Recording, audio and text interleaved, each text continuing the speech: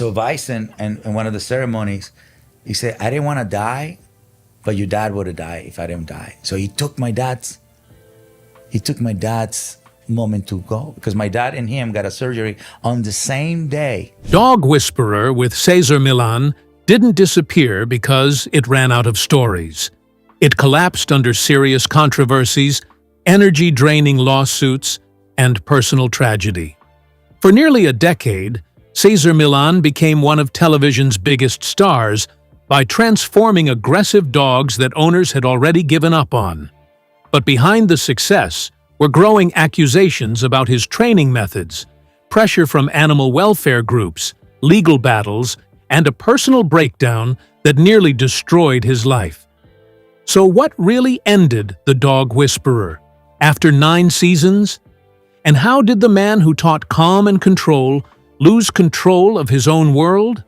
Join us as we uncover the shocking reason why the Dog Whisperer ended.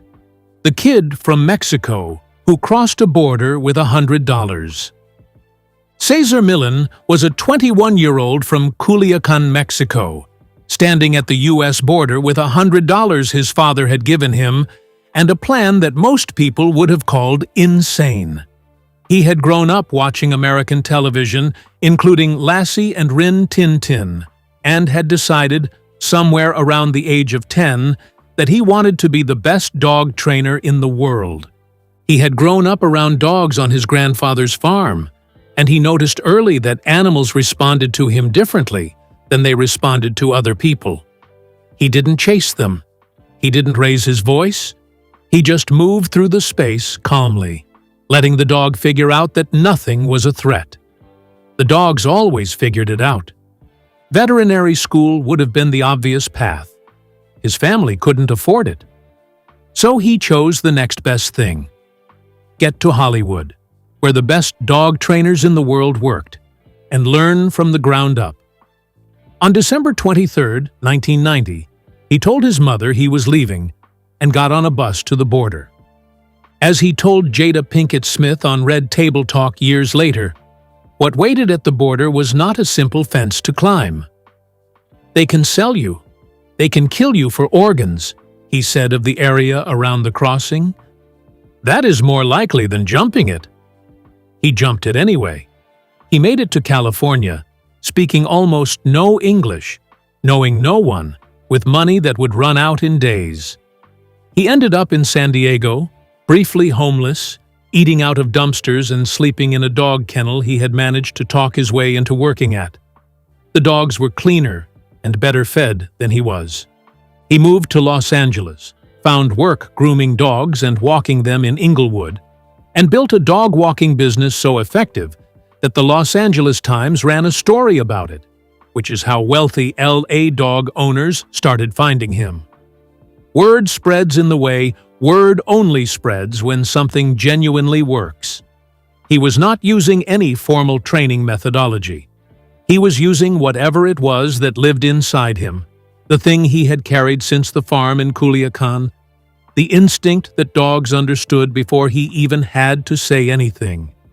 The connection to Jada Pinkett Smith happened organically. He was training a dog for someone she knew.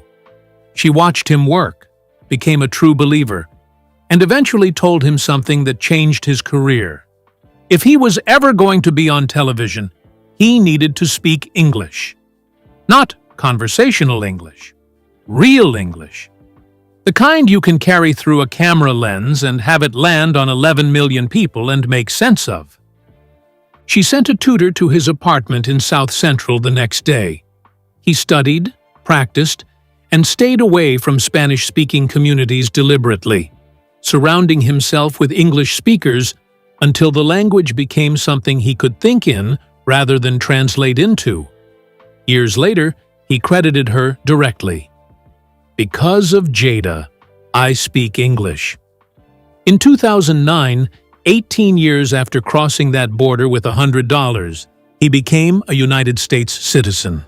The television show arrived because a production company called MPH Entertainment noticed what he was doing with celebrity dogs in Los Angeles and built a pitch around it. On September 13, 2004, Dog Whisperer with Cesar Millan premiered on the National Geographic Channel, and almost nobody noticed. The network didn't promote it, it wasn't in prime time, and it started in 30-minute episodes that felt more like extended commercials than a real show. It did not matter. Word of mouth did what the network's promotion department didn't bother to do, and by season 2, it had been expanded to an hour and moved to prime time. By season 6, the New York Times estimated his American audience at 11 million viewers per week. In more than 80 countries worldwide, people were watching a Mexican immigrant who had crossed a border illegally tell them how to talk to their dogs, and it was working. But the scientific community had been watching too, and from almost the very beginning, they did not like what they saw. The day the experts turned against him. Cesar Millan's method was built on a concept he called calm, assertive energy. His core belief was that dogs think in terms of a pack, with a leader at the top, and that when a dog behaves destructively or aggressively, it is almost always because the human in the household has failed to establish themselves as the pack leader.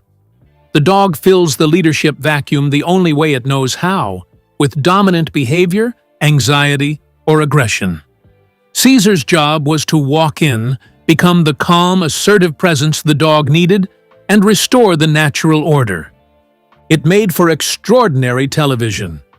Watching a dog that had been terrorizing a family for years go quiet and calm within a single afternoon session was genuinely gripping. It felt like watching someone perform a kind of magic in real time. And the explanations Cesar gave were built around this idea of natural hierarchy, which made intuitive sense to the millions of people watching from their sofas at home. The problem was that the science didn't agree, and science had been developing for decades before the show ever aired. Dr. Nicholas Dodman, director of the Animal Behavior Clinic at Tufts University's Cummings School of Veterinary Medicine, wrote to the National Geographic Channel in 2006 to tell them directly that the show had put dog training back 20 years. Mark Dare, a respected writer on animal behavior, published a piece in the New York Times that same year calling Cesar's methodology something that flies in the face of what professional animal behaviorists, either trained and certified veterinarians or ethologists, have learned about normal and abnormal behavior in dogs. The specific target of their criticism was the dominance theory, the idea that dogs are pack animals who are constantly competing for alpha status, and that humans must establish dominance to maintain order. Researchers had been pulling this theory apart for years. The original wolf studies that dominance theory was based on, it turned out, were conducted on captive wolves in artificial conditions, not natural wolf packs in the wild. When researchers observed wild wolf packs, they found that leadership was typically exercised by parent figures within family units, not by aggressive dominance over rivals. The whole scientific foundation of the alpha dog model, the critics said, was flawed from the start. The American Humane Association went further than academic criticism. In 2006, they formally requested that the National Geographic Channel pull the show entirely, calling the training methods shown on the program inhumane, outdated, and improper, and saying the show was sending viewers dangerously wrong messages about how to handle problem dog behavior. The American Veterinary Society of Animal Behavior issued a statement in 2009, without naming Cesar directly, but leaving no doubt about who they meant, warning that dominance-based training could cause fear and aggression in dogs rather than resolve them. In 2012, on British television, host Alan Titchmarsh directly confronted Cesar on his daytime show, playing video footage that he said showed Cesar punching a dog in the throat. Cesar replied that it was a touch, not a punch. Alan also quoted the RSPCA's position that Cesar's methods caused fear in dogs and compounded rather than resolved the behavioral problems they were meant to fix. Cesar's response to these critics was to push back hard. He believed in what he was doing. He had seen it work, not just on television, where editing could theoretically smooth over failure, but in real life, over and over, with hundreds of dogs across 15 years. He described the academic critics as people who understood theory but had never sat across from a genuinely aggressive animal and had to make a decision in real time. He had a point. But the debate was doing damage that no amount of charisma could fully offset. Advertisers monitor controversy. Networks monitor advertisers. And the steady drumbeat of professional organizations calling the show dangerous was creating a slow, compounding problem for National Geographic that was going to matter when the ratings started slipping. The pig that changed everything. The critics in academic journals were one thing. The lawsuits were something else. In 2012, a dog owner filed a legal claim against Cesar Millan, alleging that their dog had been injured during an appearance on Dog Whisperer. The specifics of the case were disputed, as they always are in legal proceedings, but the existence of a lawsuit at all gave the controversy a legal dimension that academic criticism never had. It moved from the realm of professional disagreement into something that insurance companies, network legal departments, and risk management teams pay close attention to. As Fluffy Tamer reported in their analysis of the show's cancellation, the lawsuit contributed directly to the environment of concern that was building around the show at the network level. It was one more item in a file that was getting thicker every season. The more explosive incident came later, during Cesar 911, the follow-up show he launched after Dog Whisperer ended. In one episode, a dog being trained nipped a pig in the ear during a session. The incident was filmed. California animal cruelty investigators launched an inquiry.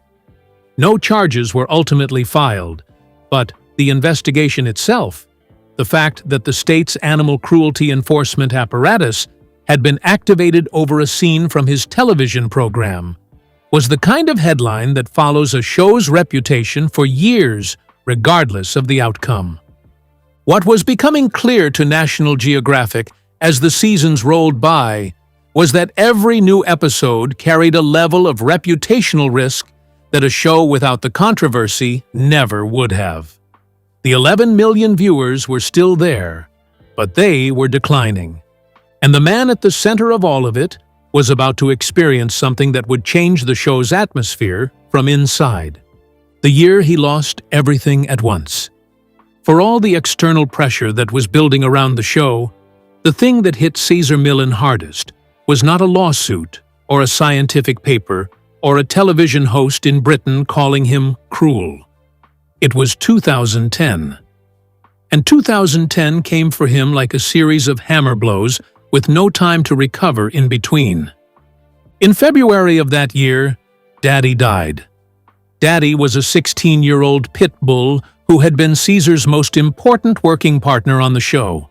A dog so naturally calm, so instinctively good at diffusing tense situations with anxious or aggressive dogs, that Cesar used him as a kind of living demonstration of what balanced dog energy actually looked like.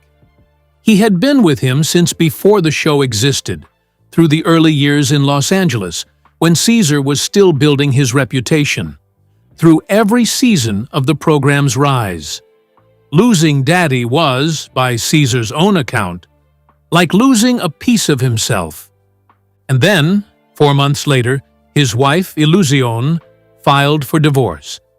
They had been married for 16 years with 2 sons.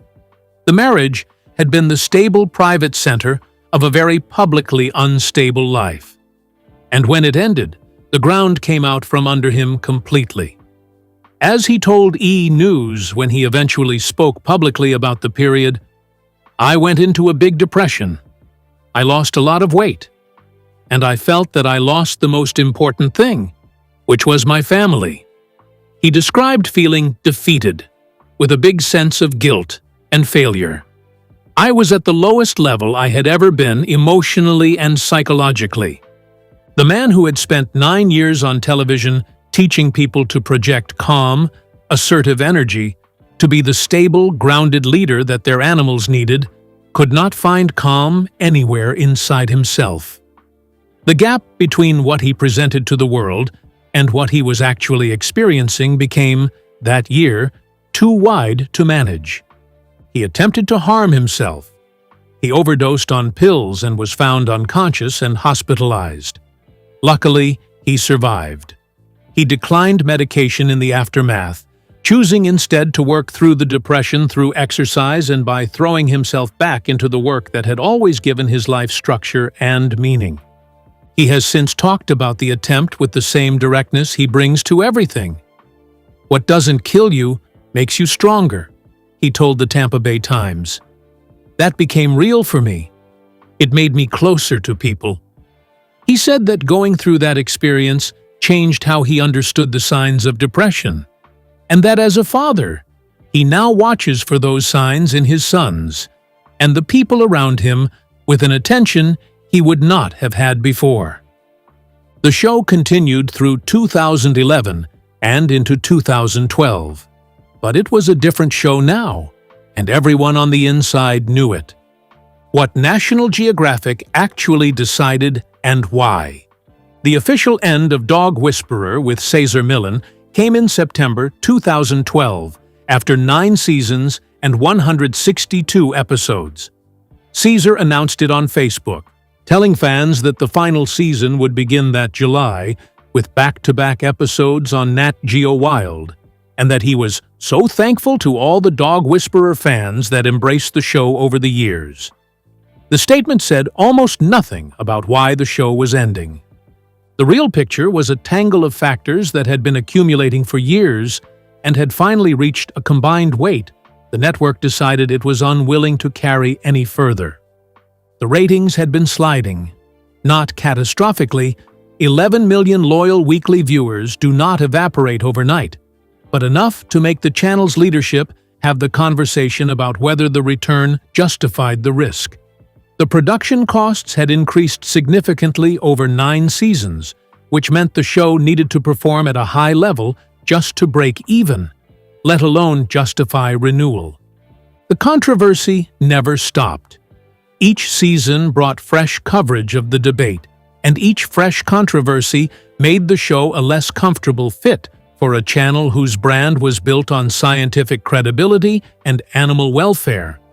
National Geographic is, at its core, a science institution. The Dog Whisperer, by its later seasons, was a show that major scientific organizations were publicly saying set animal training back by decades. That tension was never going to resolve itself in the show's favor. And then there was the human element. A man who had attempted to harm himself during the show's run, who was processing a divorce and the death of his most important animal partner, was carrying a private weight that was visible to everyone close to the production, even if it never made the air. The energy was different. The show was different.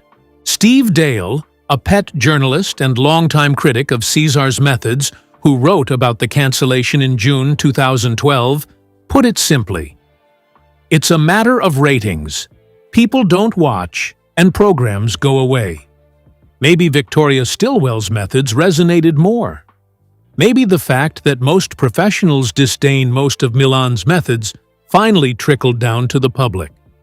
Or maybe the show just ran its course. All 3 of those things were probably true simultaneously. So, what happened to Cesar Millan after the show ended, and what is he doing now? Where Cesar Millan went after the cameras left. The end of Dog Whisperer did not end Cesar Millan. If anything, what came after showed something more interesting about the man than the show had been able to capture in 9 seasons of 60-minute episodes. He took his show on the road. He launched Cesar Millan Live, a touring stage production where he demonstrated dog training in front of live audiences using shelter dogs, animals that had never met him, that carried all the unpredictability of real rescue cases, with no editing bay to smooth over anything that didn't go to plan. He also returned to television in 2014 with Cesar 911 on Nat Geo Wild, a show focused on emergency interventions with dogs in what he called the red zone, animals whose behavior was dangerous enough that their owners were days away from surrendering them or putting them down. The show ran for 4 seasons. He launched a YouTube channel that accumulated over 1 million subscribers. He toured the world. He fell in love again with a woman named Jahira Dar, proposing to her in Athens overlooking the Acropolis after pretending the trip was to Italy. Still, even in his personal life, someone who understood the value of a good reveal. In 2021, he returned to National Geographic, the same network that had ended Dog Whisperer 9 years earlier, with a new show called Cesar Millan, Better Human, Better Dog. The program focused on something the original show rarely had time for: the human side of the dog problem.